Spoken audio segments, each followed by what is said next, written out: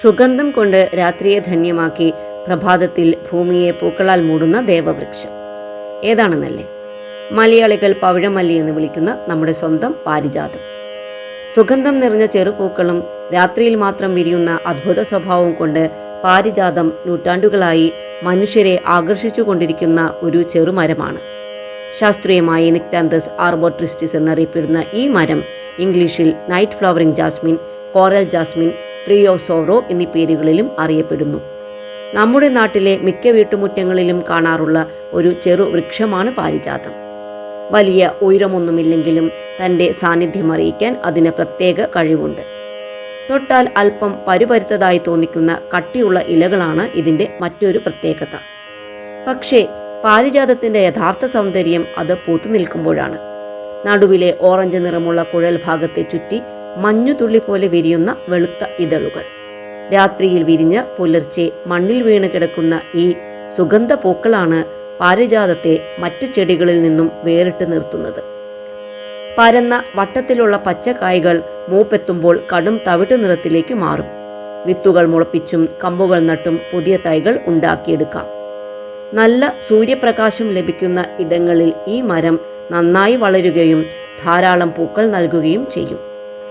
പണ്ടുകാലം മുതൽക്കേ ഇതിൻ്റെ പൂക്കൾ സുഗന്ധദ്രവ്യങ്ങൾ നിർമ്മിക്കാനും ഓറഞ്ച് നിറമുള്ള പൂക്കളുടെ ഭാഗങ്ങൾ പ്രകൃതിദത്ത നിറങ്ങൾ ഉണ്ടാക്കാനും ഉപയോഗിച്ചു പോരുന്നു.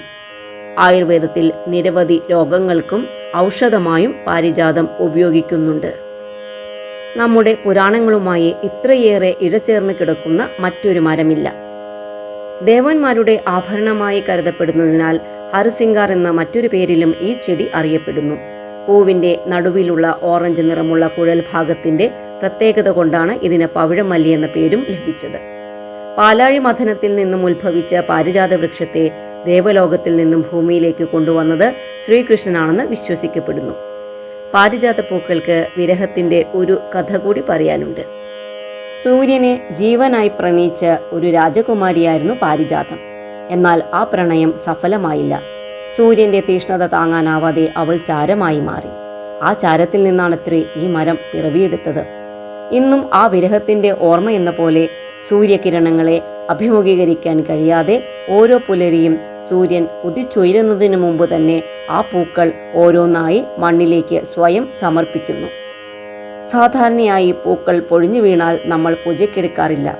എന്നാൽ നിലത്തു വീണാലും ഏറ്റവും വിശുദ്ധമായി കരുതപ്പെടുന്ന ഒരു പൂവാണ് പാരിജാതം. മരത്തിൽ നിന്നു പറിക്കാതെ നിലത്തു വീണ് കിടക്കുന്ന പൂക്കളെയാണ് പൂജയ്ക്കായി ഉപയോഗിക്കാറുള്ളത്. സുഗന്ധം കൊണ്ട് മനസ്സ് നിറയ്ക്കുന്ന ഒരു അലങ്കാരച്ചെടി മാത്രമല്ല പാരിജാതം. രാത്രിയുടെ നിശബ്ദതയിൽ സുഗന്ധം പരത്തി പകലിന്റെ വെളിച്ചത്തിൽ സ്വയം ഇല്ലാതാകുന്ന പാരിജാതം വെറുമൊരു ഐതിഹ്യം മാത്രമല്ല, ഒട്ടേറെ ഔഷധ ഗുണങ്ങളുള്ള ഒരു അമൂല്യ സമ്പത്ത് കൂടിയാണ്. ഇതുപോലെയുള്ള പ്രകൃതിയുടെ മറ്റൊരു വിസ്മയവുമായി നമുക്ക് വീണ്ടും കാണാം. നന്ദി, നമസ്കാരം.